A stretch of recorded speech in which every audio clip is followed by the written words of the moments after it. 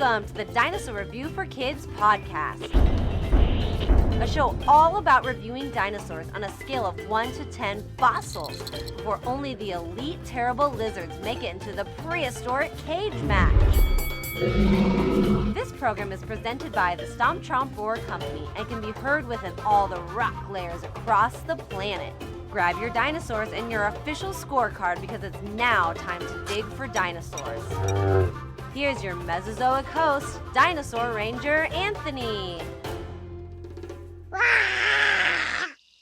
Good day, mates, or should I say my junior paleontologist? This is your Crocodile Hunter, Dinosaur Ranger Anthony. And welcome back to the Dinosaur Review for Kids podcast. Are you guys ready for another dynamite dinosaur review? But wait, today's species isn't even a real dinosaur. Crickey! That's right, today's species is all about an ancient crocodilian. Now let's take this review to the land down under, aka Australia, mates. Jump aboard my fishing vessel, Crickey. Now before we get started, let's clear the air about crocodiles, alligators, and caimans. What's the difference? Aren't they all the same types of animals? Just big reptiles that eat meat? Wrong! First, you guys, crocodiles have a narrow V-shaped snout or mouth. Their mouth is shaped like the letter V, like a triangle. Now, they also have interlocking teeth. You can see both the upper teeth and the lower teeth when its mouth is closed. Now, crocodiles also live in both fresh and salt water in Central America, Africa, Asia, and Australia. And they can also grow up to be about 19 feet in length. Now second, the alligators have a wide U-shaped snout. Their mouth is shaped like the letter U, and its upper jaws overbite its lower jaws. So only the top teeth can be seen when their mouth is closed. Now alligators live in fresh water throughout the Americas and can grow up to be around 14 feet in length. Now, thirdly, a caiman, they fall into the alligator family and on average are quite a bit smaller than their alligator counterparts. Now, what do you guys think? Are you a crocodile expert now? Are you guys ready to go crocodile hunting? I think you are, and it's almost time to grab our nets. But first, let's update you guys on some Dinopreneur news before today's crocodile review. The Stomp Chomp Roar Dinosaur Awards are here. That's right, the Stomp Chomp Roar Dinosaur Awards are here. Do you guys love dinosaurs more than anyone else? Then prove it. All you need to do is submit a photo of you and your dinosaur collection and answer one simple question. Why do you like dinosaurs more than anyone else in this world? If you love dinosaurs, this is the awards, the contest for you. Submission it will be open until Friday, September 30th, and 3 lucky winners will be announced on Wednesday, October 5th. But wait, there's more. If you're selected as one of our 3 winners, you'll win some dynamite prizes from the Stomp Chomp Roar Company. The first place winner will win the Stomp Chomp Roar Trophy, baby! It's amazing, you guys. I made it myself. If you want to see a picture of it, go to my Facebook page. Just search Stomp Chomp Roar. Now, to learn more about the Stomp Chomp Roar Dinosaur Awards, you can visit my website at stompchomproar.com/awards, or again, go to my Facebook page and you'll see the pinned post about the awards. You guys, you're not going to want to miss this one. If you have the best dinosaur collection and you love dinosaurs more than anyone else, then get to my Facebook page in order to learn more. Now next, Anthony the Mad Paleontologist is now taking bookings for the Halloween Fossil Cart Show. Boo! So if you guys want to see a picture of me in my Mad Paleontologist costume and see my all-new exploding pumpkin volcano, then just search Stomp Chomp Roar on Facebook and you'll see the post, the picture of me as the mad scientist. I've got my Einstein wig, my nice Stomp Chomp Roar lab coat, and my exploding dinosaur-looking pumpkin. It's amazing, you guys. Now, for you guys interested in my Patreon club, this month's virtual lessons are all set. So on this Sunday, September 11th, I'll be talking about other ancient crocodilians. And then on Sunday, September 18th, I'll be doing a show on Triassic period dinosaurs. You're not going to want to miss my Triassic Tours adventures. So visit patreon.com/StompChompRoar to become a junior dinosaur ranger. Now, you guys, this week I just had a handful of virtual lessons and no live events here in Omaha, but it was kind of nice because it gave me the opportunity to send out all kinds of marketing emails to potential future bookings for this fall, for this winter time. But hey, let's still give out a few crazy shout outs. So first, to Barney the Big Purple Dinosaur. He also celebrated his 34th birthday on the same day that Dinosaur Ranger Anthony, that's me, celebrated my 33rd birthday. This was back on August 29th. So you guys, we share the same birthday. What are the odds that Dinosaur Ranger Anthony shares his birthday with a real dinosaur named Barney? So happy birthday to Barney the Purple Dinosaur. And what's even cooler, you guys, is Bob West, the original voice of Barney the Dinosaur, commented back to me on Facebook this last week. I was in total awe. It was simply amazing.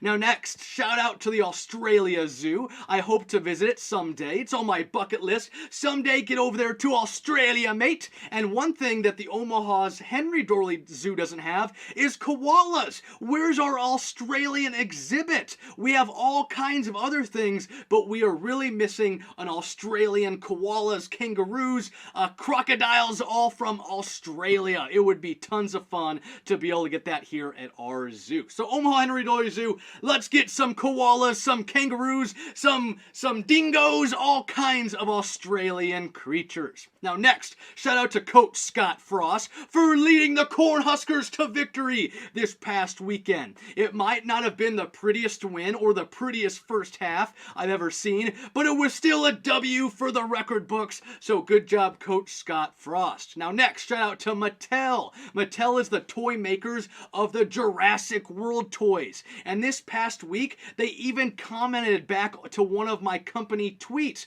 It was so cool. And you guys, I might have even reached out to them because I'm starting to plan a new package for my website. And it's going to be the Dinosaur Toy Museum. I want to create a gigantic diorama and be able to put all my dinosaur toys living within the dinosaur land and take that into schools and daycares and then be able to tell a story all about the age of the dinosaurs, aka the Mesozoic era. Now you guys, lastly, a shout out to the Crocodile Hunter himself, Steve Irwin. But let's go ahead and knock out our crocodile review, and then we'll circle back to the one and only Steve Irwin. Well, you guys, let's go ahead and grab our fishing boat, our nets, and our live bait, because it's time to go crocodile hunting. Okay, it's just the crocodile review, but how fun would it be to go searching for all kinds of crocodiles? Crickey! Well, you guys, let's grab our official Dinosaur Review for Kids scorecards and go heading down into the wetlands, the marshes of Australia. Here we go, my junior crocodile hunters. Today's review is on the Sarcosuchus. The Sarcosuchus is our review today, and its name means the flesh crocodile. Now, it's also sometimes nicknamed the super croc, the Sarcosuchus. So we know this one isn't a dinosaur. I mentioned to you guys, it's an ancient crocodilian. So crocodiles, just like reptiles, their legs go out to the sides. They have a sprawling stance. Their legs go out, then down. Dinosaurs' legs go straight down. So that's why technically they're not real dinosaurs, because how their hips and their legs are created. Crocodiles, reptiles, alligators, lizards, their legs go out to the sides. Now our crocodilians are also spending a lot of their time in the water, and dinosaurs mainly lived on land, and they also lived back during that Mesozoic era. So our Sarcosuchus, what is the animal order for this this ancient crocodilian. So our Sarcosuchus, you guys, is a reptile. That's right, just like reptiles that we have today, our Sarcosuchus is a reptile. And those are the dry, scaly skin creatures that lay soft shell eggs. Those are the reptiles. That is its animal order, its big animal order, just like we have mammals, we have reptiles, we have dinosaurs. So our Sarcosuchus is a reptile, and then it falls into that Pseudosuchia group before falling into the Foliosaurids.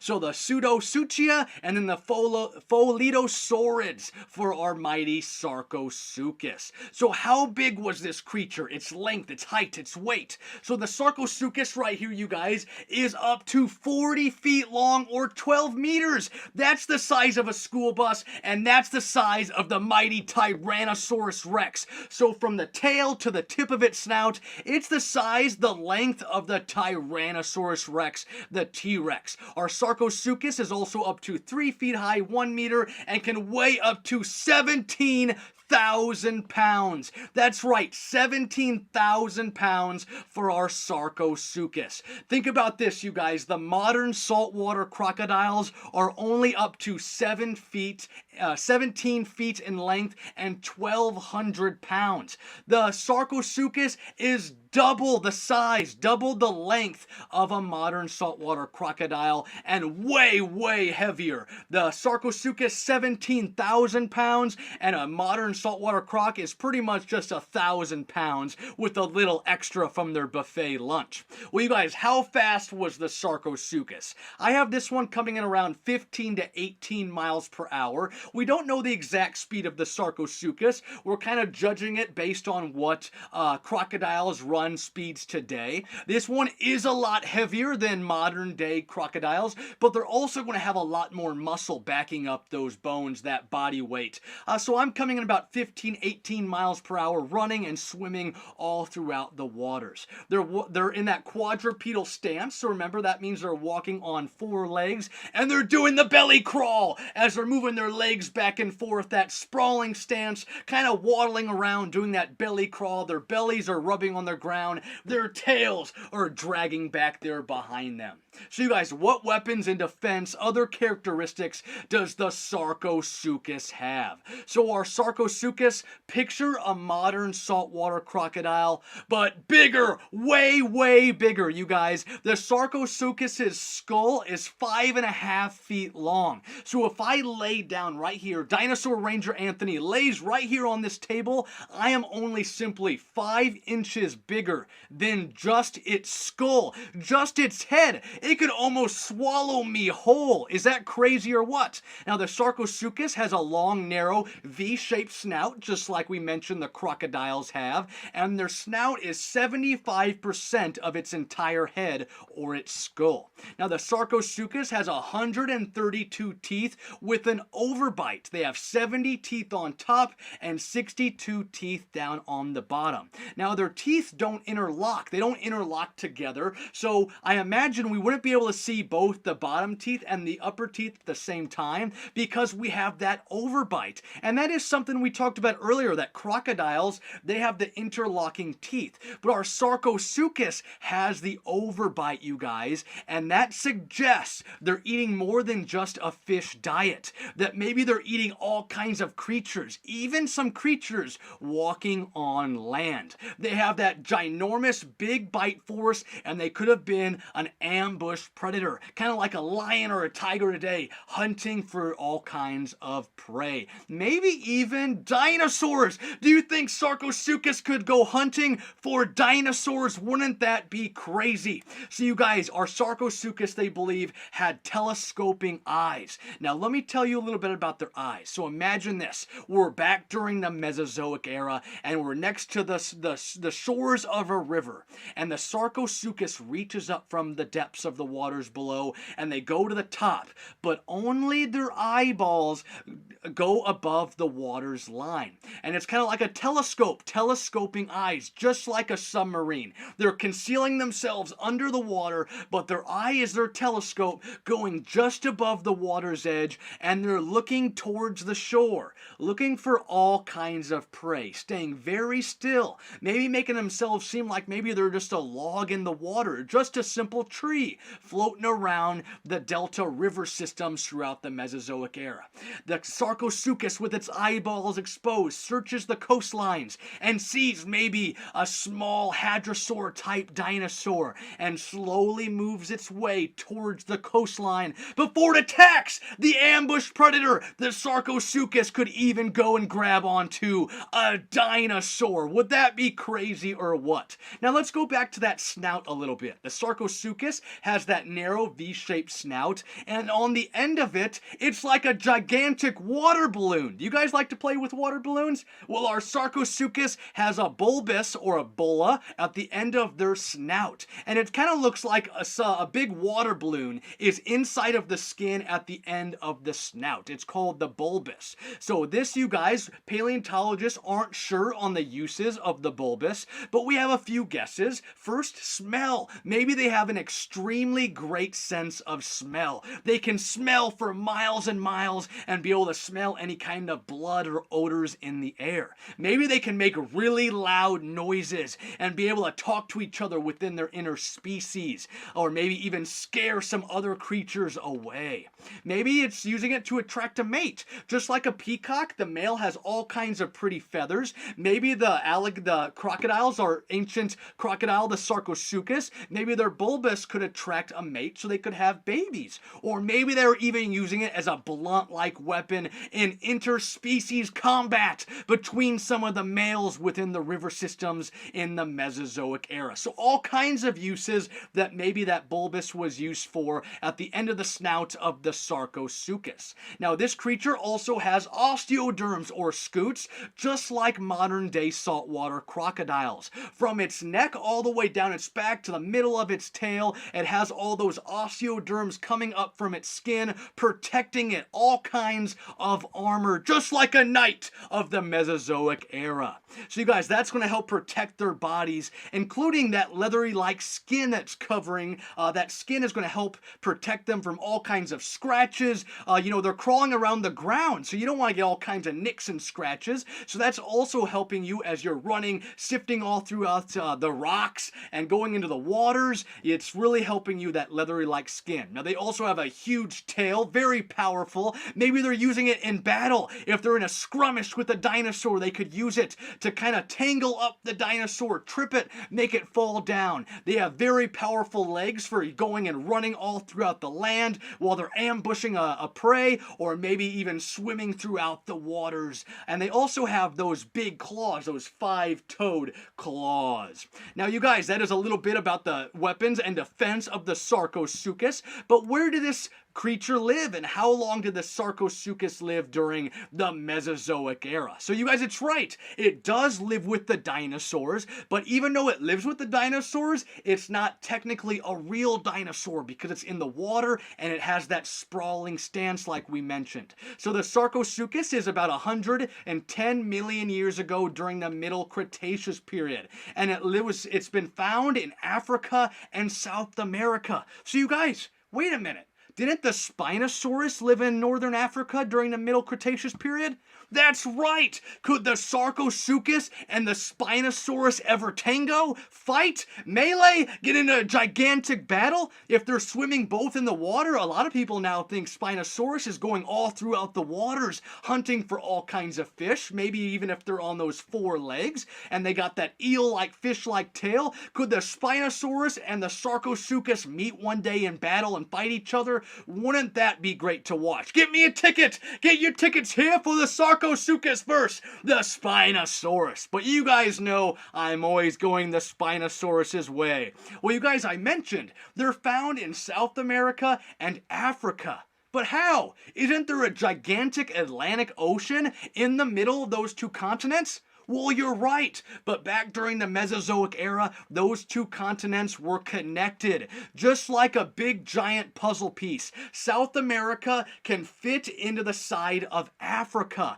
And what happened was, a long time ago, these creatures, these ancient crocodilians, would have been living all throughout Pangaea, that big giant supercontinent. And all throughout the era, as the continent started to split apart like a big giant puzzle piece, some crocodiles stayed over there, and some crocodiles stayed over there. So that's how we find the Sarcosuchus on both continents of South America and Africa.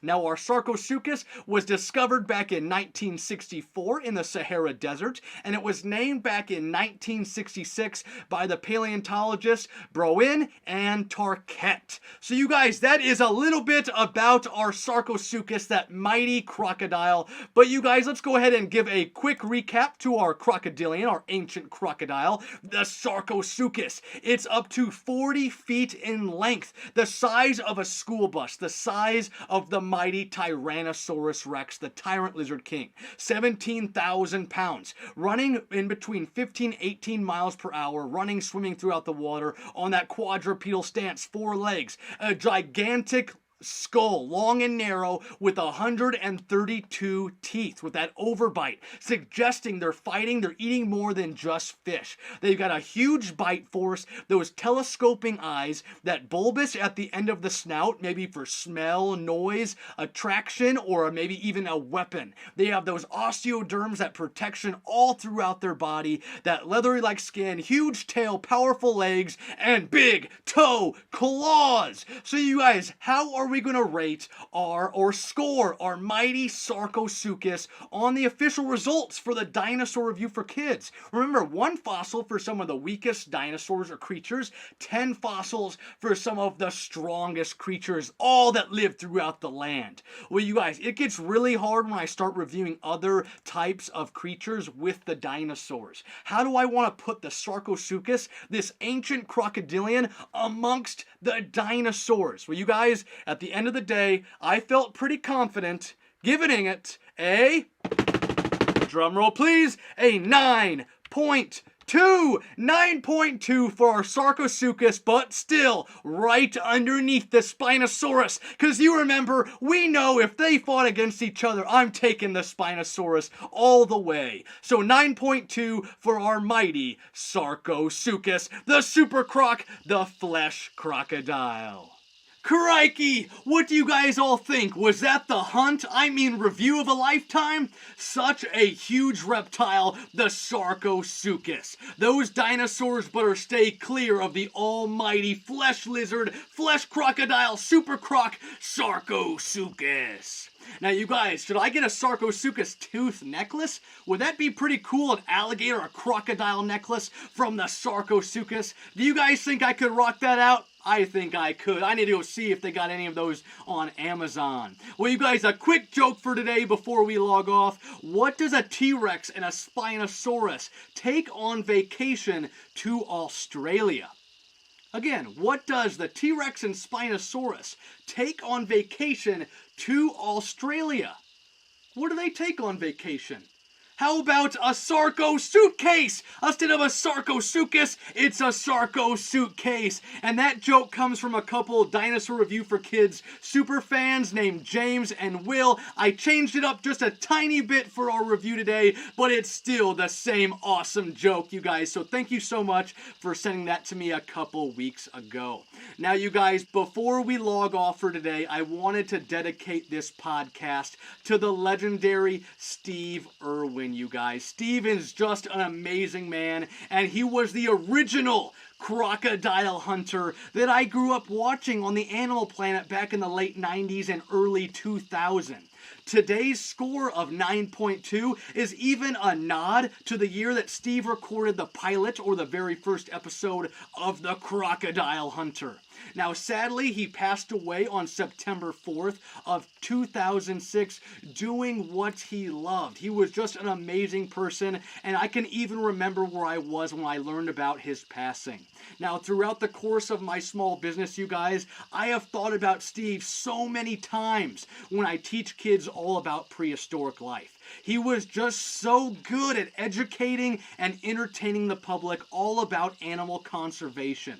And I look up to him as a role model, and he is someone that I strive to be like when I'm educating and entertaining the public all about dinosaurs and prehistoric life. So, Steve, this podcast is for you. I want to dedicate it for you. I so wish you were still with us, entertaining us and educating us all about crocodiles, all kinds of animal conservation all throughout the world. You were just an amazing person, and I know that you never back down from a challenge, and I think you would have loved to take on the Sarcosuchus. So Steve, this one is for you, the original, the Crocodile Hunter.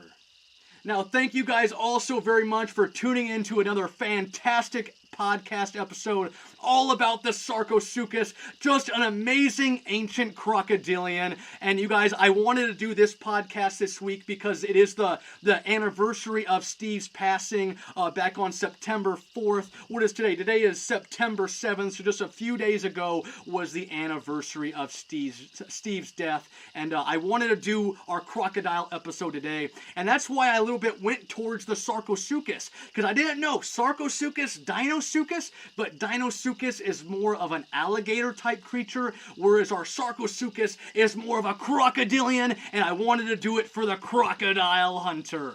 Well, you guys, as always, my name is Dinosaur Ranger Anthony, and keep digging for dinosaurs, or maybe even ancient crocodilians. Cheers, mates! Crickey!